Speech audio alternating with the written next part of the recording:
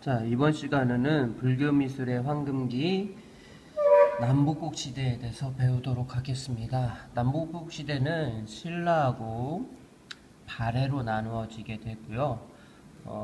신라는 삼국통일후 당나라라든지 인도, 서역과의 문화가 교류해서 외래 요소가 수용하게 되고요. 왕실에서 적극적으로 지원을 해서 불교 미술의 최고 전성기를 맞이하게 됩니다. 발해는 고구려가 멸망하고 고구려 유민하고요. 말갈족들이 융합한 문화고 그리고 당해 문화를 소재해서 독자적인 문화를 만드는 게 특징이라고 볼 수 있고요. 그렇지만 발해 문화 같은 경우는 발해가 멸망하기 때문에 계승되지 못합니다. 그래서 그 유민들이 어디에 고구려의 문화에 고려의 문화에 흡수되어서 남아 있는 게 특징이라고 볼 수 있습니다. 그리고 이제 첫 번째로 이제 그 남국 시대 우리가 볼 거는 정효 공주묘입니다. 이게 문왕의 딸로 한 거고요. 여기에서 뭐가 나오냐면 묘비명이 나옵니다. 묘비명이 나와서 그 누구 건지 알 수 있었고요. 그게 발해 공주라는 사실도 우리가 알 수 있었던 거죠. 그래서 낭랑의 유적과 백제 무령왕 같은 벽돌 무덤입니다. 그래서 벽돌을 해서 만든 것이라고 볼 수 있고요. 그리고 그 천장은 커다란 돌 계단에서 고구려식으로 했다. 이게 뭐냐면 모주림 천장입니다. 모주림 천장 이렇게 해서 천장을 만들고요. 지하 무덤에 건물을 세운 거는 또 그리고 지하 무덤에 건물을 세웁니다. 이거는 발해 특유의 방식이라서 고구려하고 발해 문화가 결합돼서 생긴 문화라고 볼 수 있습니다. 그래서 그리고 정해공주는 불교적 색채가 강한데요. 이거는 고구려 고궁백과 맥을 이었다는 의의가 있는 게 특징이라고 볼 수 있고요. 그래서 무덤에 보면 12명의 무사, 호위병, 악사들이 있는데요. 악사라는 거는 음악을 연주하는 사람들인데 여기에 보면 이런 사람들이 이렇게 되어 있고요. 이쪽 문 쪽에 2명이 더 있어서 12명이 그려져 있는 거로 볼 수 있습니다. 그리고 바닥은 벽돌로 되어 있는 게 특징이고요. 이 벽도 다 벽돌로 쌓았던 게 특징이라고 볼 수 있습니다. 그래서 밑으로 내려가 보면 이렇게 단면도를 볼 수 있고요. 거기에 여기도 단면도를 볼 수 있습니다. 그래서 여기에 보이는 요 천장을 줄여서 만들었죠. 요게 모주림 천장입니다. 그리고 여기에 보면 벽돌로 지어지게 되어 있고요. 여기에 보이는 것이 아주 중요한 묘비라고 볼 수 있습니다. 그래서 요거에 따라서 공주고 발해 공주라는 걸 우리가 알 수 있었고요. 그리고 고구려 그 발해 무덤의 특징은 무덤이 밑에 있고요. 위에는 탑을 지어가지고 있던 이렇게 자리들이 남아 있습니다. 그래서 이런 탑들이 지어졌을 것이다 추정하고 있는 게 고구려 무덤 양식의 특징이라고 되어 있고요. 그리고 정효공주묘인데 정해공주묘도 있습니다. 정해공주묘 같은 경우는 그 고구려의 굴시 돌방무덤 무덤의 특징을 가지고 있는 게 특징이라고 볼 수 있고요. 여기에서 보면 이 부분은 굉장히 중요한데요. 발해 문화는 고구려 요소가 많이 포함되어 있습니다. 그 상경부에 있는 온돌 시설이나 아까도 얘기했던 정해공주묘에서 굴식 동발무덤 그리고 불상 와당의 연화문이 있는데요. 밑에 보면 그런 특징들이 더 잘 나타납니다. 돌사자상과 여기 발해 용머리상 발해 석등 같은 경우는 고구려의 기상을 볼 수 있는 그런 상승감이라든지 이런 웅장함이 살아 숨쉬고 있고요.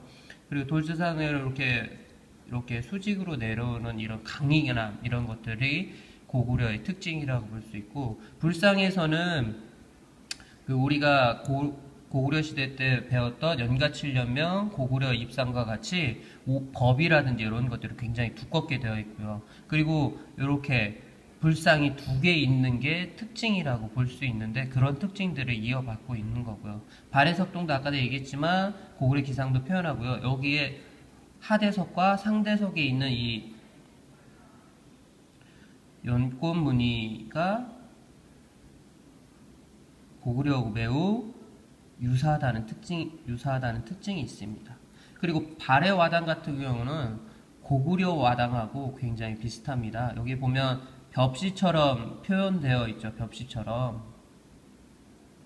벽시처럼 표현되어 있는데 이 벽시처럼 표현되어 있는 것도 고구려 와당과 매우 흡사하고 이렇게 동그라미가 그려지고 그 다음에 이렇게 무늬가 하나, 둘, 셋, 넷, 다섯, 여섯 개 입으로 표현되어 있는 것도 매우 유사합니다.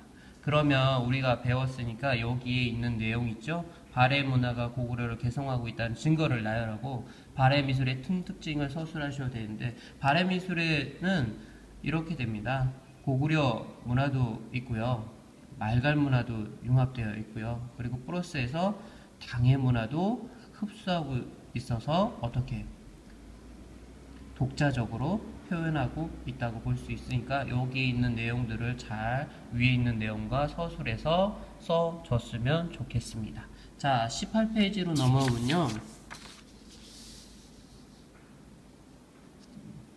불국사입니다. 그래서 통일신라 그리고 신라의 가장 뛰어난 건축물이라고 볼 수 있고요. 그래서 부처의 나라를 현실 세계에 구현한 건축물이라고 볼 수 있습니다. 그래서 남북국 시대의 불교 사상, 예술과 건축술 이런 것들이 한데 어우러져 만들었고요. 그리고 경덕왕 때에 재상으로 지낸 김대성이라는 사람이 부모를 위해서 불국사를 짓게 됩니다. 근데 김대성이라는 사람이 중간에 짓다가 지어 죽게 되고요. 그리고 이거를 이어받아서 왕실에서 끝까지 완성해서 지은 게 불국사라고 볼 수 있습니다. 불국사는 크게 대웅전 영역, 그리고 극락전 영역, 그리고 비로전 영역, 그리고 관음전 영역으로 나누어져 있는데요. 가장 핵심되는 공간이 이 대웅전부입니다. 왜 그러냐면 우리는 극락으로 가는 게 불교 미술의 특징인데 여기에서 우리가 아까 내가 얘기했듯이 부처의 나라를 어떻게 현실에 구현하려고 했기 때문에 이 대웅전 부분이 굉장히 중요하다고 볼 수 있습니다. 그럼 핵심 공간은 대웅전 공간이 되고요. 그리고 불국사의 표현의 핵심 단어라고 볼 수 있는 거는 불국사는 조화, 비례, 균형이 매우 잘 잡혀 있는 건물이라고 볼 수 있습니다. 왜 그러냐면 요 석가탑과 다보탑의 반절 요 부분이 불국사를 짓는 불국사 건축의 기준이 됩니다. 그래서 요 반절이 기준이 되고요.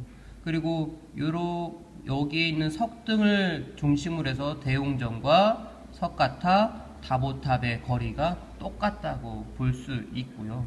그리고 여기 있는 계단을 중심으로 해서 원을 이렇게 그리면 원 안에 이렇게 다 들어오게 됩니다. 그렇기 때문에 조화롭고 비례적이고 균형감이 있고요. 그리고 여기에 있는 기단부의 넓이가 여기 건물에 이렇게 3등분으로 되어 있는 기준점이 되는 게 요 석가탑과 다보탑의 기단부의 크기라고 볼 수 있습니다. 그러니까 불국사는 굉장히 수학적이면서 조화적이고 비례적이고 균형감 있게 만들어진 가람 배치라고 볼 수 있고요. 여기에서 보면 이쪽에 있는 게 연화칠보교고요. 여기에 있는 게 청교 백운교입니다. 청교 백운은 여기는 자음으로 들어가고요. 그 다음에 자음으로 들어가면 여기에 석가탑, 다보탑이 있습니다. 자, 보시면 여기에 있는 거는 다보탑, 이쪽에 있는 거는 석가탑인데요. 다보탑은 화려하고 복잡하고 낭만적인 특징이 있고요. 석가탑은 절제적이고 단순적이고 고전적인 특징이 있습니다. 결구 방식은 결구식으로 되어 있는데요. 목적 건축을 만든 것처럼 석재를 다듬어서 만든 결구식이고요. 이쪽은 탑을 하나하나 쌓아 올린 조적식 탑이라고 볼 수 있습니다. 요 밑에 있는 문제는 여기 있는 내용들을 서술식으로 하면 우리가 문제를 풀 수 있을 것 같고요. 또 하나는 여기 석가탑 밑에 보면 우리나라에서 가장 그리고 세계에서 가장 오래된 목판 인쇄물이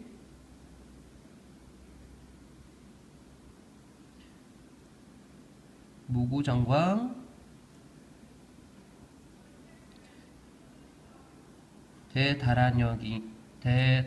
대다란이경이 발굴되기도 한 탑이라고 볼 수 있습니다. 자, 여기까지 하고 여기에 제출 코드를 선생님이 줄 거예요. 그러면 20페이지에 있는 이 문제 그리고 19페이지에 있는 이 문제를 적어가지고 여기 있는 QR코드를 20페이지에 있는 QR코드를 찍으면 제출하면 됩니다.